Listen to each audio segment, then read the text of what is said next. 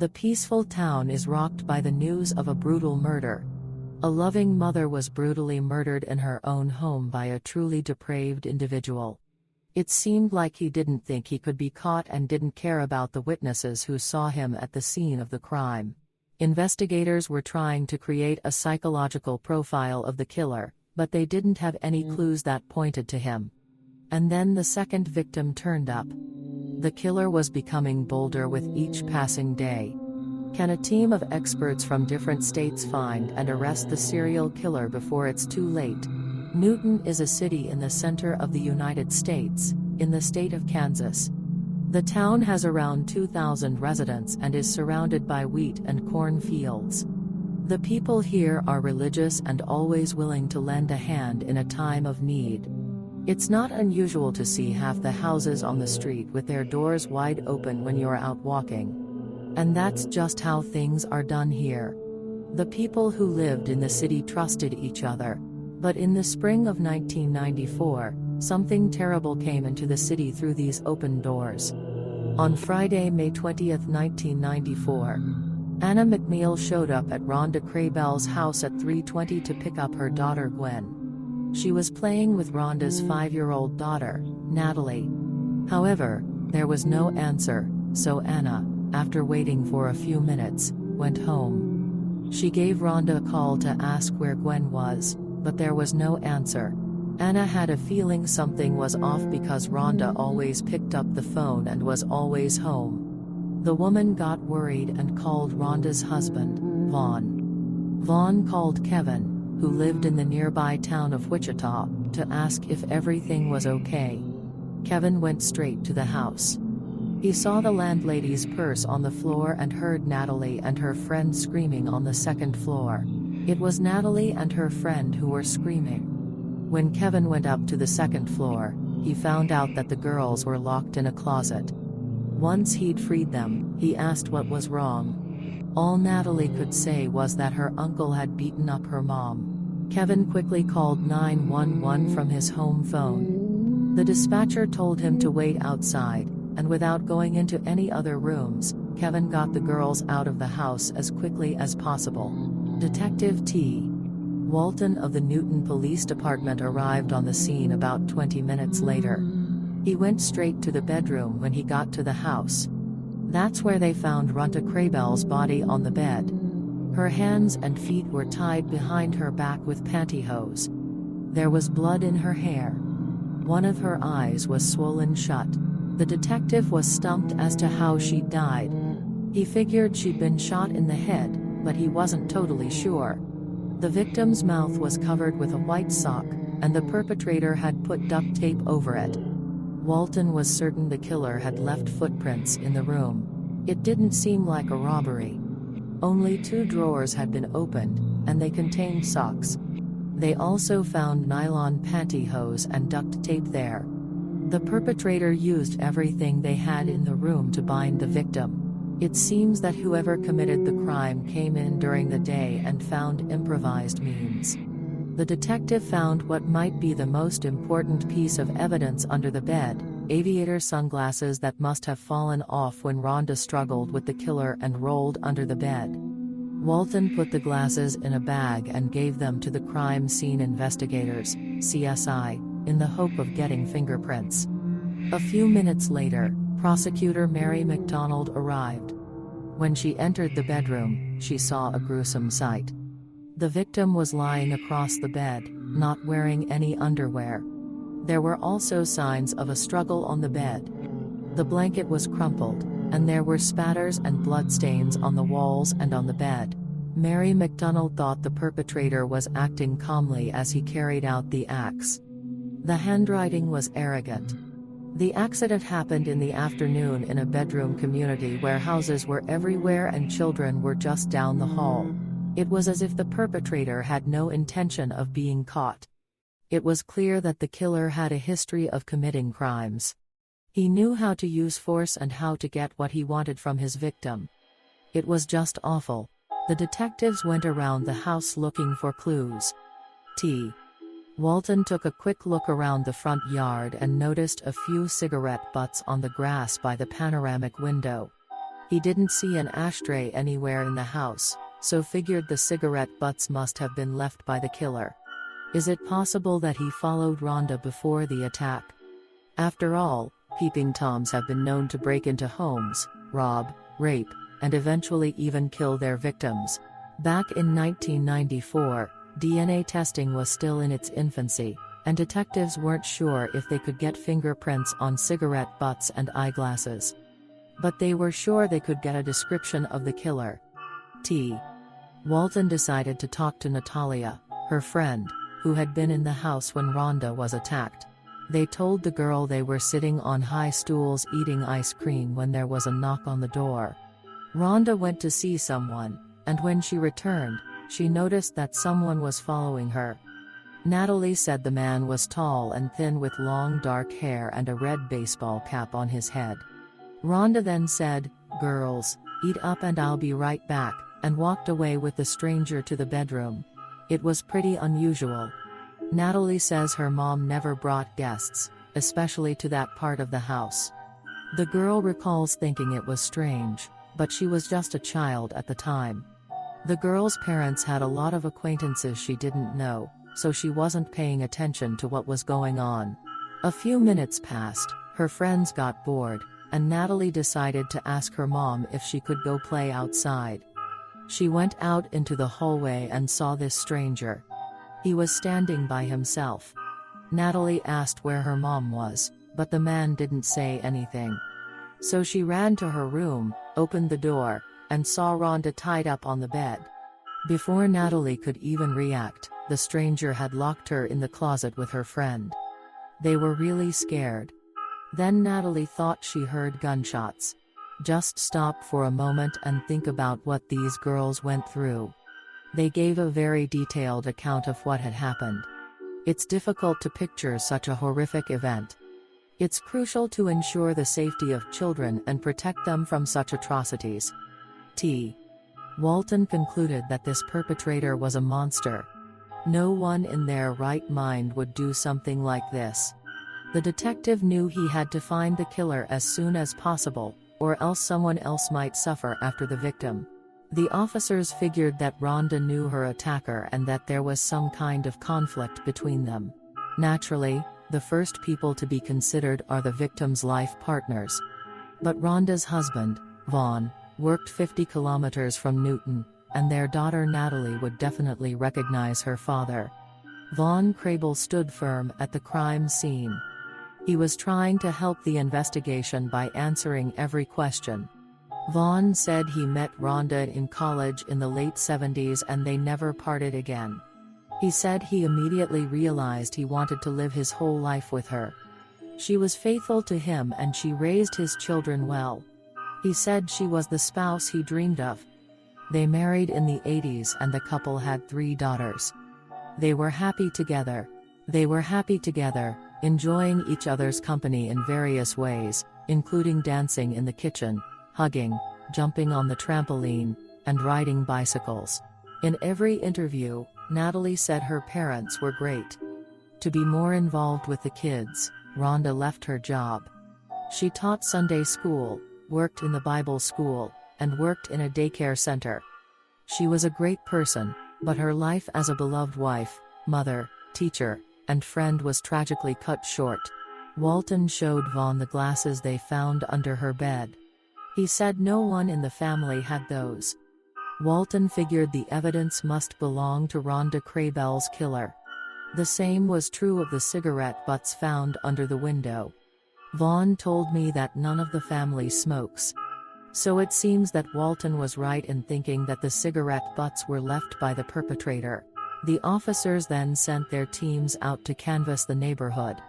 They knocked on every door and went into every house to ask if anyone had seen anything unusual or if a stranger or someone suspicious had entered the neighborhood. But that day, no one noticed anything out of the ordinary. Normally, detectives have 48 hours to find a suspect in a homicide. But it's been 2 days now and they still haven't found anyone. The next day, the autopsy results came through. There were signs of a struggle on the victim's body, but no signs of rape. The medical examiner said that the killer wanted to rape Rhonda but was distracted so many times that he didn't complete that part of his plan because he was in a hurry to get away. The autopsy showed that the murderer hit the victim over 13 times in the head and face. That means it wasn't the sound of gunshots that Natalie and her friend heard. With each new blow, Rhonda's skull split open. The blows were delivered with a large, heavy object, most likely a hammer. The killer struck Rhonda Crable's head several times with all his might. He took his rage out on her. It's a very gruesome, unthinkable death. The forensics team couldn't find any evidence of the perpetrator on her body or on the socks he used to tie her mouth shut. The gym socks were made of corrugated fabric, and there were no fingerprints on them. Well, the detectives just couldn't get them off. In any case, there were no marks. The same goes for the tights. There were no prints on the nylon either.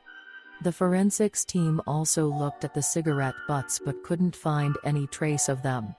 The detectives' only remaining option was to look at the glasses that had fallen under Rhonda's bed. The latest technology, cyanoacrylate fumigation, could be used to obtain the killer's prints. The cyanoacrylate is heated in a glass container. When the substance is heated, it vaporizes and the vapors settle on whatever's in the container, in this case, the glasses. If there are even the faintest imprints on the object, they'll show up. Fumigation is a quick method. You can see the result in as little as 10 minutes. Why did he take the first thing out of her purse? That seems odd. He said he found the girls. They were squatting. What was the first thing he pulled out of her purse? That's strange. He said he found the girls. They told him that a man had beaten Rhonda in the bedroom. Kevin was in training to become a nurse. If he knew Rhonda was hurt, why didn't he go to the room, open the door, and see what was wrong with her? He didn't even try to help her. That's what made me think there might be something suspicious going on. The detectives asked Kevin to take a polygraph test. He said he'd do it. Everything was going well until they asked him why he didn't try to help Rhonda. He said that when he looked at the doorknob of Rhonda's bedroom door, he had this feeling that opening the door and going into the room wasn't a good idea. It was as if an angel had advised him not to. The investigators didn't understand what he meant and asked Kevin to explain what kind of relationship he had with the murdered woman. What was Rhonda like? She was very sweet, beautiful, and sexy. The detectives asked for an explanation. Kevin said he was too tired to go into detail.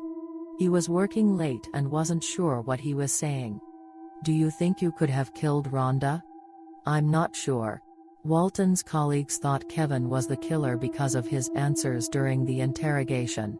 It's said that he was obsessed with Rhonda, but she turned him down. So he decided to do whatever it took to get what he wanted.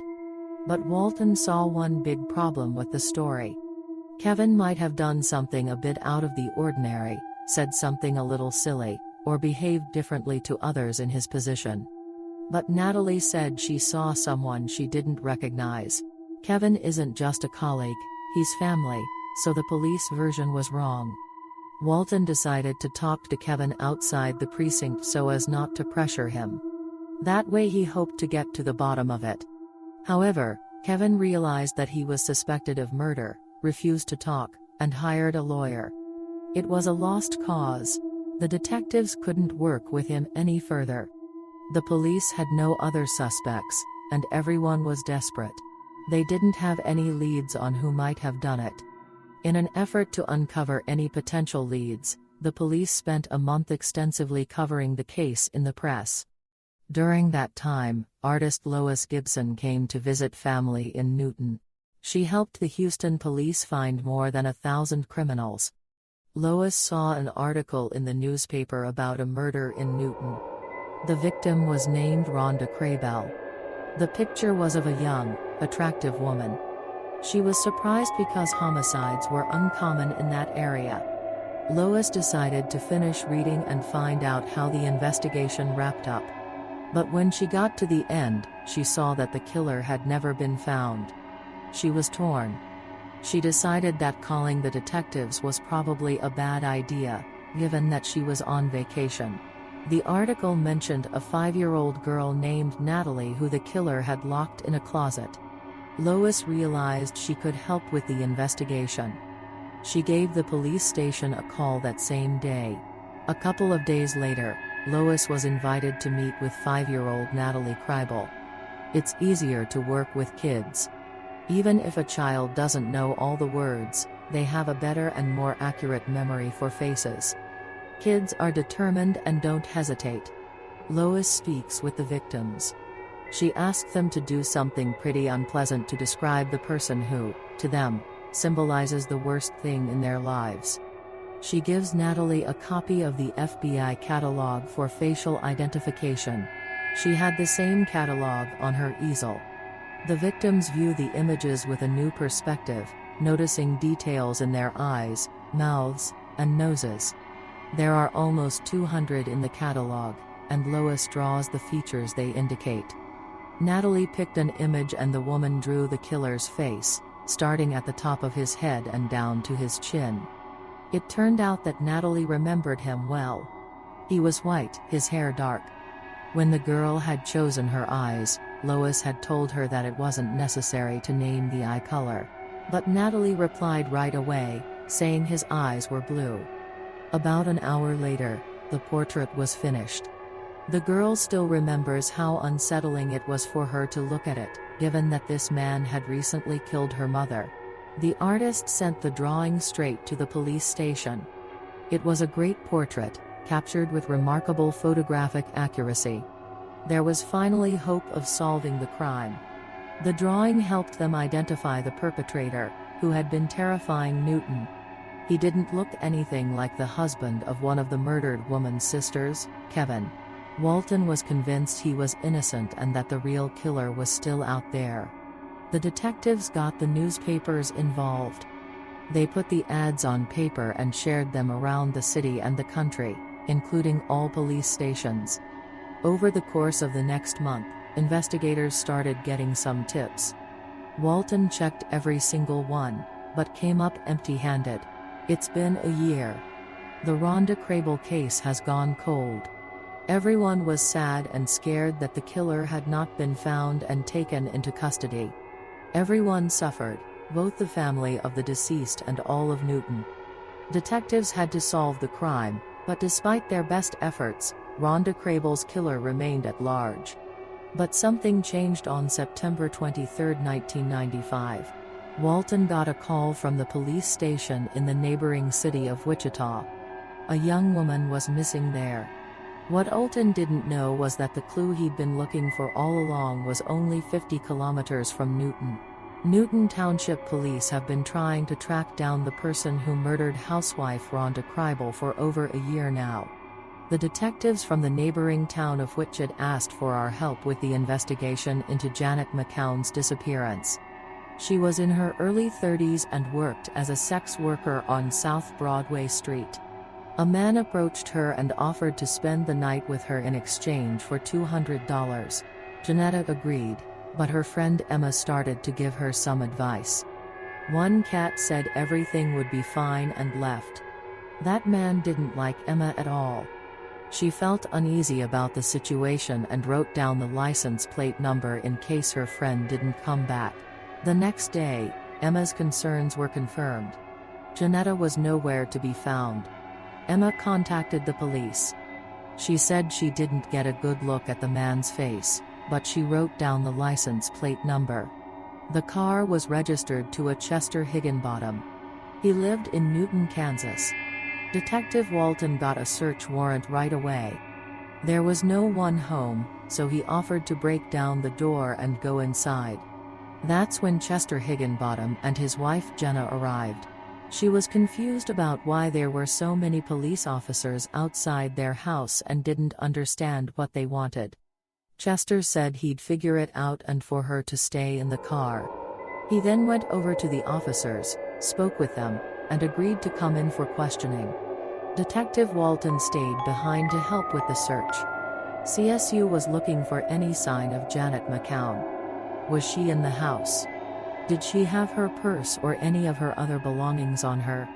The warrant gave them the green light to search Higginbottom's house and car. But the police didn't find anything. Walton drove to the station where the suspect was being questioned. Chester initially denied ever seeing the missing young woman.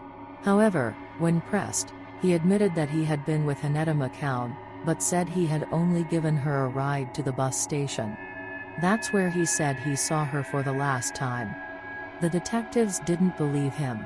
A friend of the victim said Hannetta didn't have anywhere to go out of town. Also, after looking over Higginbottom's statement, the police noticed that the station had closed long before he said he'd traveled there with the young woman. The detectives then ran a background check on him and found out something else. Chester Higginbottom had a history of convictions for burglary and robbery. Over the past 10 years, he's been in and out of jail for minor offenses. He relocated to Newton in the early 90s. To learn more, Anya Moulton invited his wife, Jenna, to the station. She said she worked as a cashier at a gas station just north of town. There was a guy who came in a lot. He'd bring his own mug and ask for a drink. Sometimes he bought cigarettes. Jenna was instantly smitten by his smile. She was thrilled when he asked her out on a date. After a while, Higginbottom told Jenna that he loved her. They dated for 6 months, and he worked wherever he could to save up for a ring. He proposed to Jenna. He was a great husband at first, except for the occasional drink.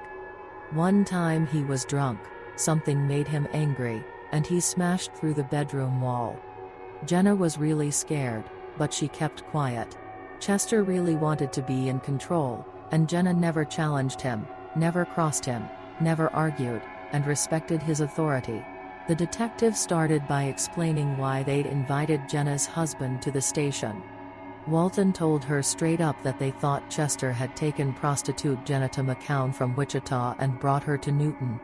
The girl had been seen with him last, and she hadn't been seen since. Jenna didn't want to believe it because it was her husband we were talking about. But after a short silence, she revealed something. She mentioned something unusual had occurred a few days ago. Chester was going out that night with some friends. Jenna figured it was about time for him to be back by 11:30.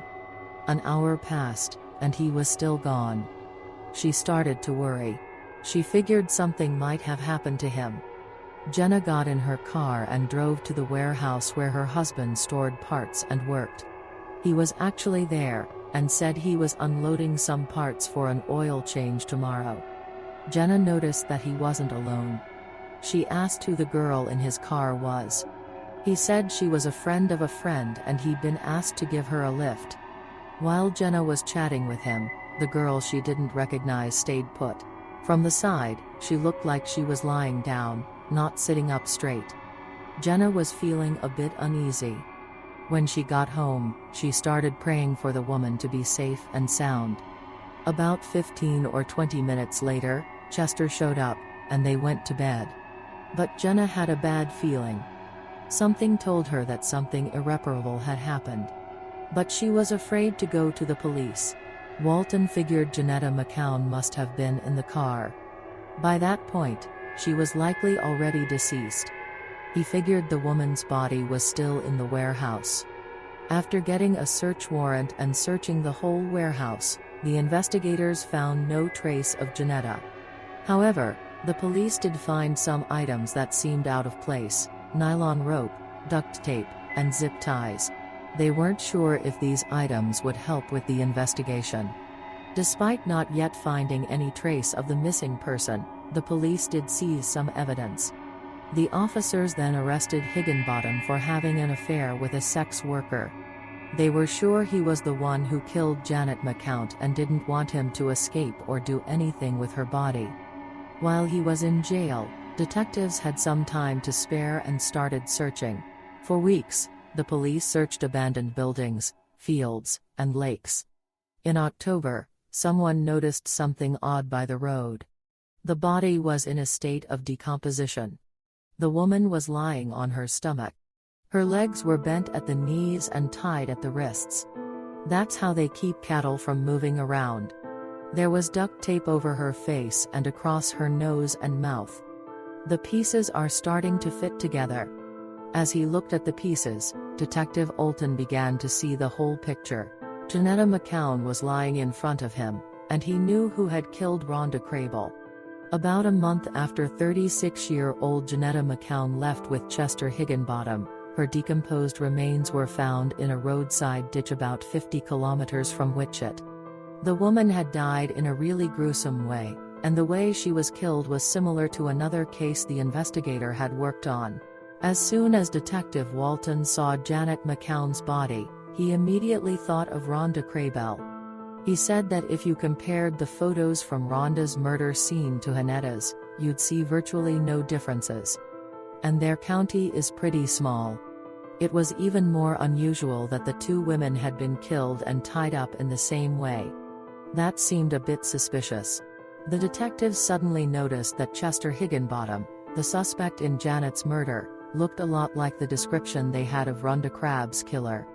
After the first murder, Chester had gotten a haircut, but his face and mustache looked exactly like Lois Gibson's drawing.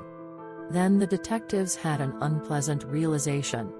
They'd spent too long looking for the person responsible for Rhonda's murder. Because of this, Chester was able to kill the second victim, Janet McCown. But the police didn't have enough evidence to charge him with Janetta's murder. It was impossible to get the perpetrator's DNA sample. The victim's body had decomposed. There was no way to prove that the perpetrator had sexual intercourse with the victim. The police had no right to keep Higginbottom in jail without proof that he was guilty of the murders of Janette and Rhonda. But if they let him go, there'd be a good chance he'd kill again. Detective Walton was at a loss. He knew he had the killer of Rhonda Crable in his grasp, but he was missing the one crucial detail that would disarm him. That's when Detective Walton took another look at Rhonda's case file and reviewed all the evidence. There was a striking resemblance to the portrait, but it wasn't enough to make an arrest. There were no traces on the cigarette butts found on the street, and in 1995, they couldn't get DNA from them yet. There were no fingerprints on the aviator glasses either. That's when Walton decided to try something and gave Higginbottom's wife a call. First, he told her that Chester was suspected of another murder. Then, he asked what kind of cigarettes her husband smoked. Jenna immediately said Mark, the cigarettes whose butts had been found outside Rhonda Crable's house. He then asked if her husband wore glasses. Jenna said he did. They were the exact same aviator glasses as the ones officers found under the bed at Rhonda's house. Walton realized there was no way this man could have been missed. A couple days later, Walton's detective was told that FBI agents would be giving a master class in evidence handling. He went to the lecture. He found out that they'd made some improvements to the technology. They've now developed a way to get DNA from eyeglasses. Walton immediately thought of the glasses he'd found at Rhonda's house. Walton sent the glasses to the state crime lab along with a sample of Higginbottom's blood. The lab experts had a tough time cleaning the chemicals off the glasses. It took a few hours. Then they swabbed the glass, and we should have the results in a few months. While Detective Walton was waiting for the results, he and his colleagues tried to put together a detailed psychological profile of a serial killer who preyed on women in his own city. As part of their investigation, they found out that his mother was already in her late teens when he was born. She had a lover who helped her give birth to him. Higginbottom started shoplifting when he was about 6 or 7 years old. He was soon on the police radar. He was removed from his home and bounced around from one foster home to another. In one family, the foster parents abused him and locked the boy in a dark closet as punishment. That's exactly what Rhonda's daughter Natalie was subjected to. But if he killed Rhonda, why leave witnesses? According to detectives, he somewhat associated himself with them, so he took pity on them and kept them alive. Meanwhile, Walton looked into what Higginbottom was up to in May of '94, when Rhonda was killed. Chester hadn't met Jenna yet. He was living in a halfway house just 2 blocks from Rhonda Crabell's house. Every day, he passed her house on his way to work at one of Newton's restaurants. The detectives also spoke with employees at the restaurant. One of the employees said that a week before the tragedy, Rhonda and her friends from church had eaten there. The usual waiter wasn't working that day. Rhonda had a question about the bill, so she called the waiter over. It was Chester Higginbottom. They'd had a big disagreement in the restaurant. He got upset and called Rhonda a bitch in front of his coworkers, saying he didn't care what she thought. The officers think that's what drove him to murder. It seems he had a real issue with women. He wanted to exert control over them and subjugate them completely. Walton's theory seems to be on the mark. Then, Wichett's police officers gave him the results of tests from the Janet McCown murder scene and the warehouse.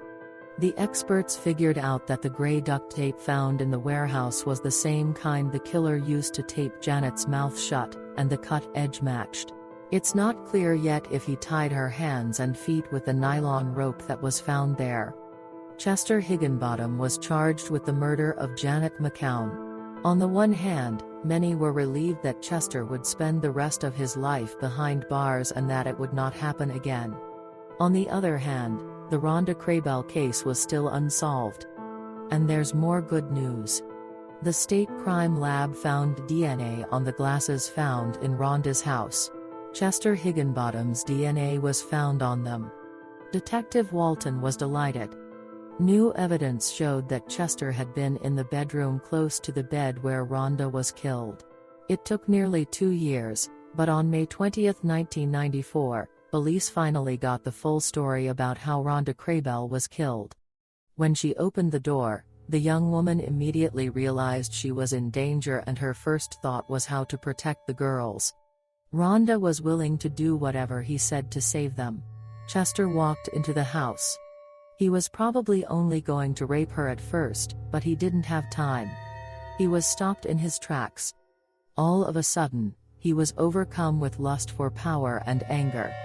And he grabbed a hammer and beat Rhonda to death. Chester Higginbottom is a truly evil person.